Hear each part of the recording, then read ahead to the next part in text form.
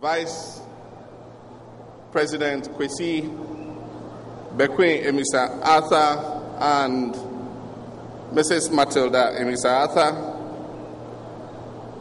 Your Ladyship, the Chief Justice, Your Excellency, former President Jerry John Rawlings, and former First Lady Nana Konadu Ajiman Rawlings, Your Excellency, former President John Ajekun Kufuor, Your Excellency, Mrs. Lordina Mahama, wife of the President, our special guest, Your Excellency, the Vice President of the Islamic Republic of Iran,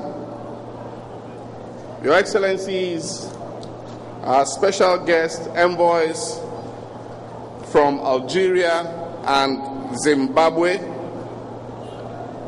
Your Excellencies, participants of the 8th Pan-African Congress taking place here in Accra,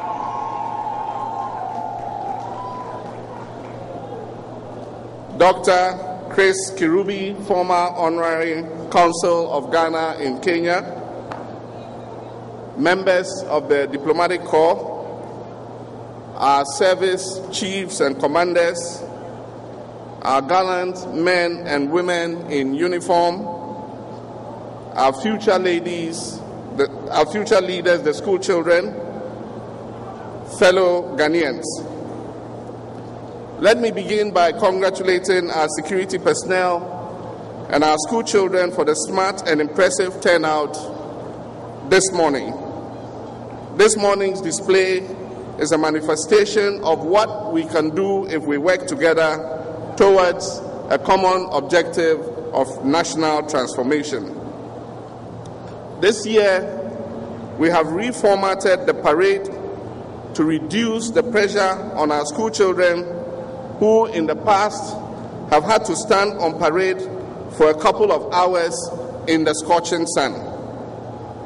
This year, the children here have come onto the parade ground only at the time they were required to begin the march past and receive the presidential acknowledgement. After the march past, they have deservedly resumed their seats in the stand to my right and are taking a well-deserved rest. Despite this, I noticed that still quite a number of our young brothers and sisters had to be stretchered off the field due to exhaustion. This should give us an idea of how tough the duty of our servicemen and women are. Also, for the first time, our traditional masquerading groups have had the opportunity to participate in this celebration. The reformatting of this year's parade means that we can think outside the box and change things for the better. Even the display by the security services, the rappelling from the helicopter, and the fly past has been more exciting and has given us a glimpse into what they have to go through to defend the territorial integrity and the safety and security of our nation. Of course, the march past by the Special Forces has always been a favorite with Ghanaians. I wish on behalf of all Ghanaians to thank the security services, the school children, and the members of the National Planning Committee for all the work you have put into planning and successfully executing this national celebration. Our nation is 58 years old today, and not very far from here, the founding father of our nation, Osajifo Dr. Kwame Nkrumah, pronounced the famous words, "At long last, the battle has ended, and thus Ghana, your beloved country, is free forever." 58 years on, we have a varied report card to show. Watching a popular television station news program yesterday, people were being asked what their opinions were about 58 years of Ghana's independence. I watched the man who was interviewed first, and he said there was no need to celebrate our independence because he did not believe that we had achieved anything in the 58 years of freedom. And he cited the power outages as a justification for his conclusion. This was followed by a very noble lady whose opinion was that we have cause to celebrate because we have chalked some successes, and that if we continue to work together, we can build on those achievements. Fellow countrymen and women, these were different personalities, different genders, arriving at different conclusions. Of course, if you ask my opinion, I will side with the woman. First, because women traditionally are credited with a sense of intuition, and that is why in our traditional King's Court, when they have been unable to resolve an issue, they refer it to the old lady, Abrewa. They say, Yenko Bisa Abrewa. It is often said. Secondly, it is also known that all individuals and nations that have achieved greatness have celebrated both their success and their failures. Their successes so that they can build on them, and their failures so that they will never repeat them anymore. 58 years in our history, we have made mistakes, and we have chalked many successes. We must celebrate and enhance our successes and recognize and minimize our failures. All of us have contributed to our collective history and would be a critical factor in whether we succeed or we fail as a nation. I dare say that notwithstanding any mistakes we may have made, our nation today is celebrated for our strong democracy, our respect for human rights, our freedom of expression, our ethnic harmony, and above all, our religious tolerance. And that is why I've recently been worried about a few events that have affected the atmosphere of ethnic and religious peace that we have enjoyed. I'm sure that our society has the absorbers to withstand these shocks, and that is why my heart was gladdened when I noticed the unanimity exhibited in the recent demonstration held in support of equal citizenship. The participation of various personalities in this demonstration indicates that on both sides of the political divide, we are resolved not to allow ourselves to be divided by ethnic or regional sentiments. I'm absolutely encouraged by this show of solidarity by our young politicians on the issue of national unity. Each and every one of us, in our ethnic and cultural diversity, contributes in a unique way to make our nation great and strong. Our diversity must therefore, as I said in the State of the Nation address, be a source of strength and not a weakness. Our diversity should be harnessed and forged into a potent weapon for the realization of our national interests. They should not provide the grounds for tearing ourselves apart. My brothers and sisters, I also note that on the issue of religious relations that I sought to clarify as president during my State of the Nation address, a citizen of our nation has headed to the Supreme Court to seek an interpretation of the relevant clauses of our Constitution. We will all await the highest court of the land to discharge its mandate. But I wish to indicate that government is not averse to the use of interfaith channels and dialogue to resolve any disagreements among our different faith groups. I have therefore only yesterday asked the National Commission for Civic Education to join the National Peace Council in initiating a dialogue to foster an amicable understanding on how to operationalize Article 21(1) of our Constitution.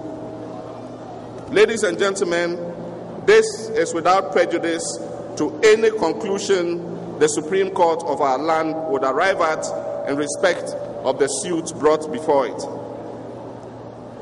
Fellow Ghanaians, assuming without accepting that we have achieved nothing in our 58 years of existence as a nation, one thing the whole world recognizes and accepts about Ghana is that we are an oasis of peace, democracy, religious and ethnic tranquility. This is such a beautiful asset we cannot allow anyone to take away from us. We cannot sacrifice our Ghanaian character of ethnic and religious harmony on the altar of political bigotry. Multi-party democracy is not synonymous with enmity and division. It rather offers a melting pot for the exchange of ideas. Party politics is disadvantageous if all it leaves in its wake is intractable differences and a lack of consensus on any and every national subject.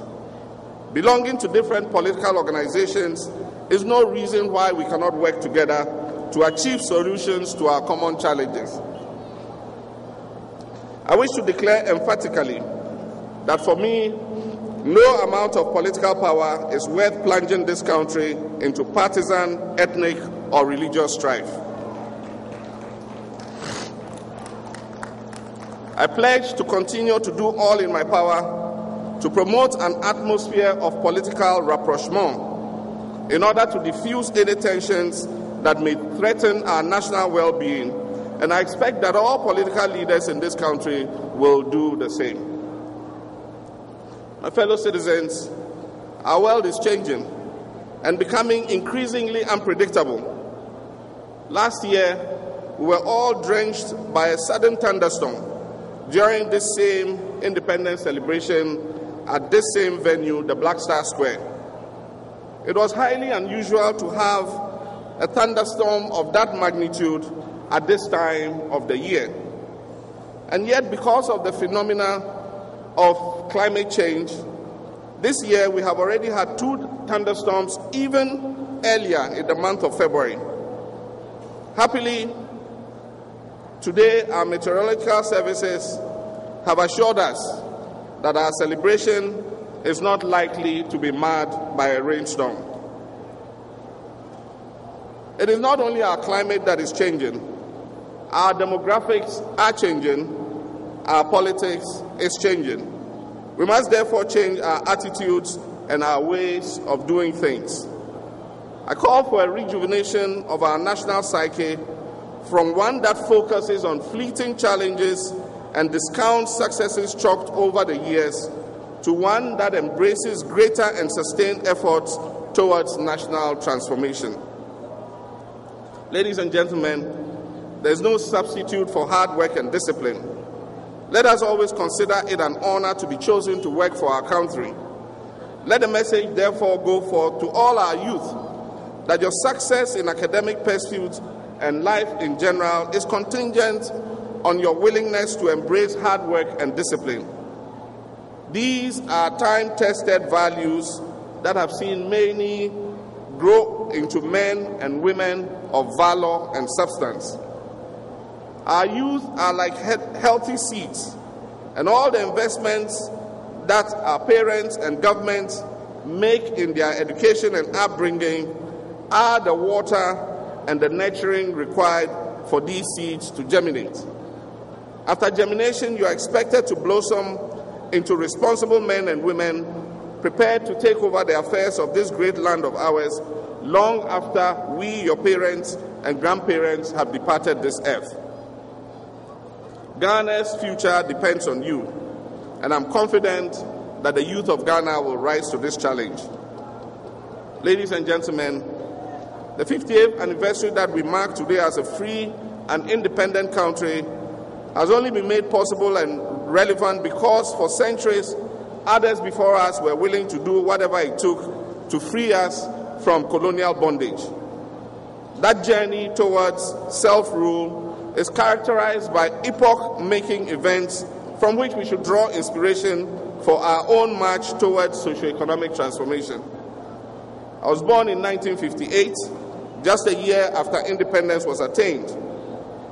My wife, Lodina, also a post-independence Ghanaian, was born on the 6th of March, 1963. Like many of you gathered here and elsewhere, the great stories of our independence struggle were passed on to us through oral tradition and accounts documented by our historians. Our history of resistance and liberation is spiced with the stories of courage and sacrifice by many. Ya Asantua, Sergeant Ajete, Corporal Atipo, Private Odate Lamte, Ni Kobna Boni, Osajifo Dr. Nkrumah, the Big Six, and countless others sacrificed for our independence. These are people who took a stand for us, and today we continue to reap the fruits of their sacrifice. Their contribution and their place in history is assured. But the question we must ask is, how will history remember our generation when our story comes to be written? Will we be remembered as a generation that took a stand for our nation, or one that threw up its arms in despair and buckled in the face of surmountable obstacles? This is the question we must ask ourselves. As we go about the task of building a nation of progress, prosperity, and equality, let us bear in mind that we are at the same time writing our own history.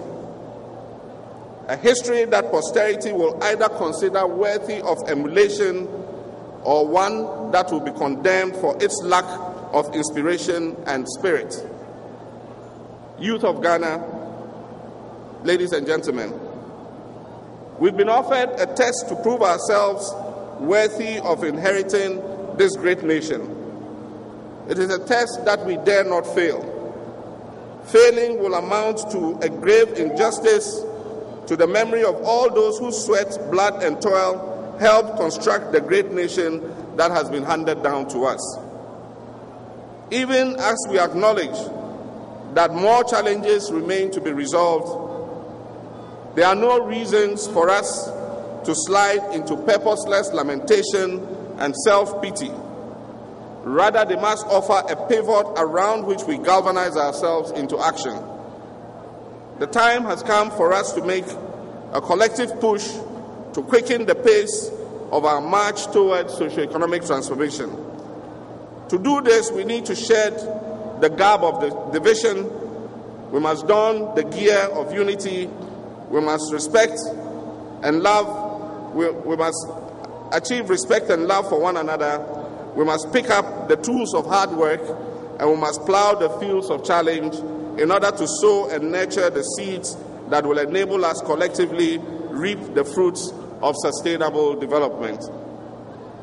When for centuries past generations waged the relentless struggle for liberation, which culminated in the proclamation of our independence by Osajifo Dr. Kwame Nkrumah 58 years ago, they were only lighting a flame that shone a bright light on our path to progress and prosperity. Let us not be the generation that dimmed that light. Let the children marching here today and those that will follow say of us and our generation that ours was one that held the flaming torch aloft, the highest, so that it could shine even brighter to guide their path to the building of an even more prosperous nation. Ladies and gentlemen, I thank you very much for your dedication to our country, and may God bless our homeland, Ghana. Thank you.